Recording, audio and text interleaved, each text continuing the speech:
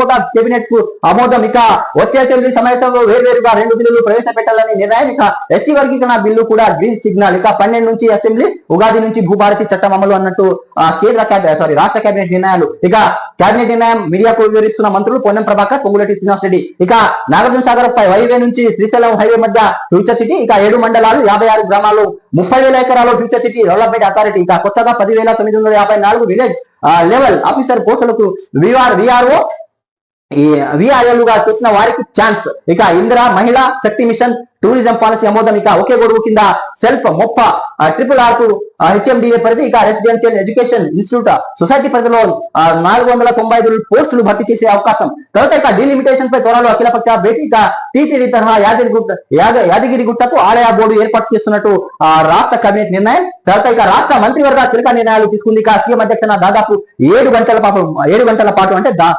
సాయంత్రం 3 గంటలకు ప్రారంభమైన కేబినెట్ దాదాపు సుదీర్ఘ 7 గంటలు వరకు కొనసాగింది. రాత్రి 9 గంటల వరకు అని చెప్పొచ్చు.